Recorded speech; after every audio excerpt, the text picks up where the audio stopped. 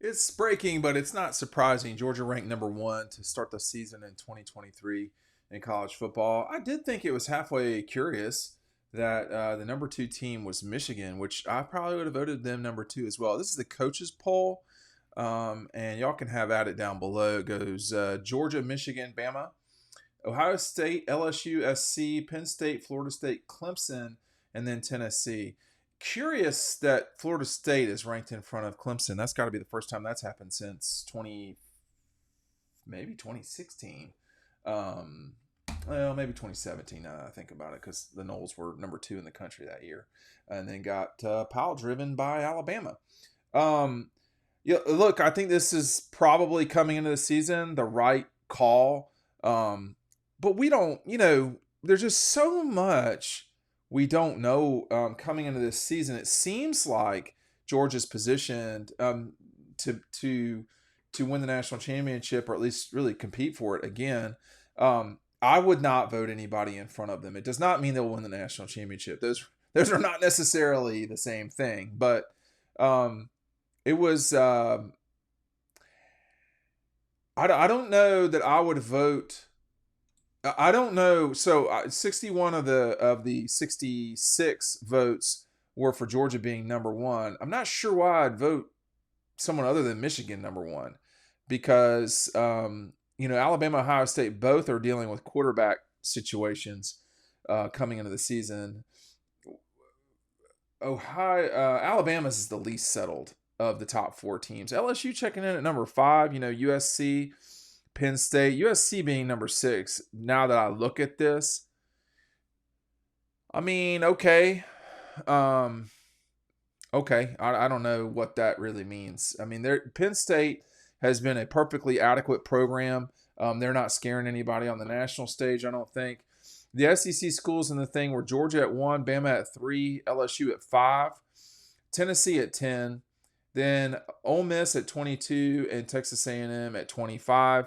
Tulane is ranked, which I guess we're going to play that game now. Like, we're doing that. Is Coastal Carolina not available? Like, is that what we're doing? So, I don't know. Coaches, sometimes it's kind of hard to follow the logic of some of this stuff. And people say, well, the sports information people fill that out. Oh, whatever. I mean, whoever's filling it out, you're representing that particular coach, whether you're the coach yourself or whatever. But I think most of these coaches are such control freaks that that they're not going to let somebody else, vote. The days of coaches handing things off like that, I think, is probably gone. Anyway, this offer's not gone yet. Make sure you're picking up your subscription to Dog Post down below. And when you do, you'll get our 2023 preview included for free. I've got some other free stuff for you when you sign up. It's right down below. Our friends at Red Zone, they're going to give you a free t-shirt. They are also going to give you 20% off any item in the store. You want a t-shirt, the Boom t-shirt, the new Boom t-shirt? Boom, you get it. You want the 1990 National Championship baseball trucker hat? Can't get that anywhere else. Exclusive to Red Zone. You got 20% off.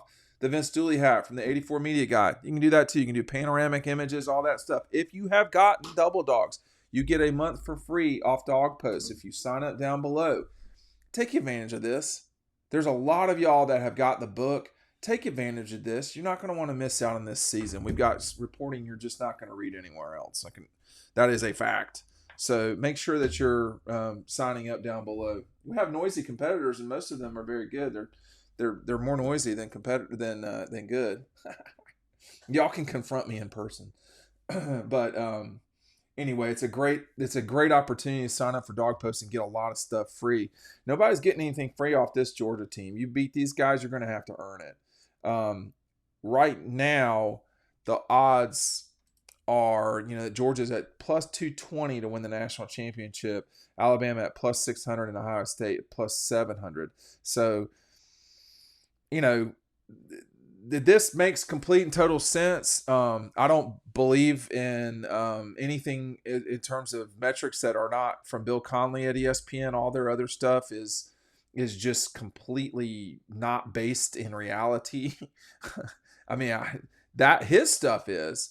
but like the FPI and all that stuff, it's just a made up thing. It's not real. They should stick with just promoting Caesars with their legitimate numbers for betting odds, and take it from there. But we're not getting paid by Caesars, so that doesn't really matter that much to me. There's not a lot in Georgia's way on this thing.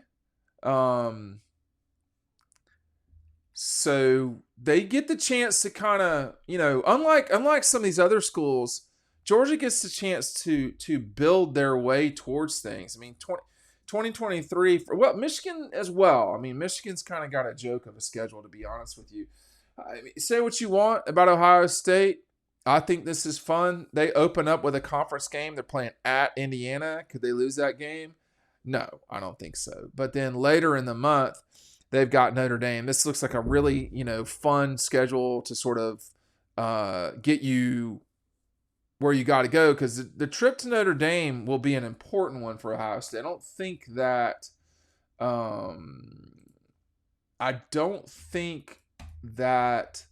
Notre Dame. Well, we'll just see. I mean, I don't think the Notre Dame we've known is not going to beat the Ohio State we've known. So we're just going to have to see what happens. Notre Dame's got a much better quarterback in Sam Hartman than they have had recently. I mean, not better than Ian Book, but they've got a much more, ready to ball out quarterback who can make a lot of plays. And, he's been doing it for a while in the ACC against the best ACC schools. So we'll just see. That'll help Notre Dame. I don't know if they're going to beat Ohio State, though, even at home. But this is, this path for Georgia is not the most complicated one I've ever seen. There's been a lot of discussion of, how weak Georgia's schedule is. And that's fine. I mean, it's not super strong. But it will probably become stronger than people realize. Alabama with back-to-back night games, Middle Tennessee, and then Texas, and then they play at UCF before starting the conference season against the Rebels, and then they're going to play State at Texas A&M, Arkansas, and then Tennessee before they get a week off, and then they go back-to-back with LSU and Kentucky. So that will be something else to watch. But Georgia, we don't know.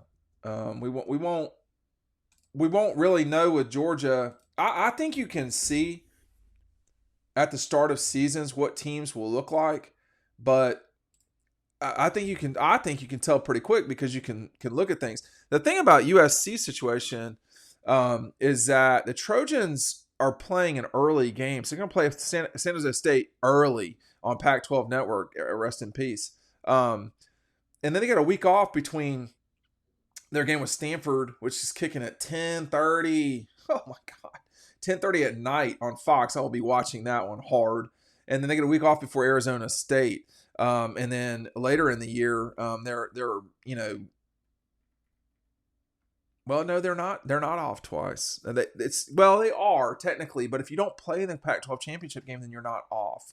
So they'll play the weekend before, I was going to say New Year's, but the weekend before Thanksgiving. They're off Thanksgiving week. So it's a kind of a curious schedule. But this is going to be it for SC and and UCLA in the league.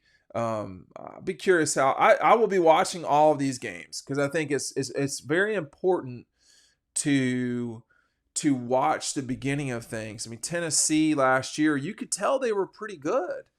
But anyway, what's not surprising, the SEC was 6 teams in this thing. The Big 12 with 5, same as Pac-12, and the Big 10 has got 4. Big 10 will soon have several more teams in the top 25. Oklahoma and Texas are both ranked in this thing. I'm not sure I would have Oklahoma ranked. You got to rank somebody, though. I mean, we're ranking Tulane. I was a little bit,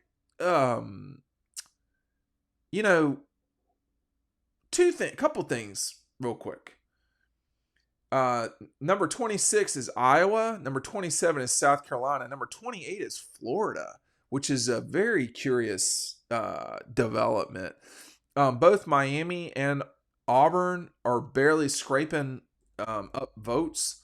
So there's that. I noticed that this is the coaches' rankings, of course, but I'm going to be curious to see if anybody in media, which is also a small group of people, it's not a lot, it's not everybody, if there's going to be any sort of strange votes in that one either. I'm not sure I would vote, Toledo, Missouri, Washington. I'm not sure I would vote those guys number 25 in any situation, but they've gotten votes in the coaches poll. But yeah, A&M. The only thing, the one thing that jumps out to me is Florida State in front of Clemson, like directly in front of them. I think Clemson will win that game in Death Valley against Florida State, but we're going to see. I've reserved the right to change that one because things could get really good or really bad for Florida State quick. I mean, if they beat LSU and beat Clemson, then they would have the best wins of the season for a while, assuming Clemson and LSU are decent. But those two games would neither of them at home, so to speak, would give Florida State a very good case to be ranked number one in the college football playoff. But as we know, those rankings made no sense last season. But I think the Dogs at number one is basically correct, where that makes sense to me. So we'll just see as it progresses. Georgia's ranked number one in the coaches poll as we start the 2023 season.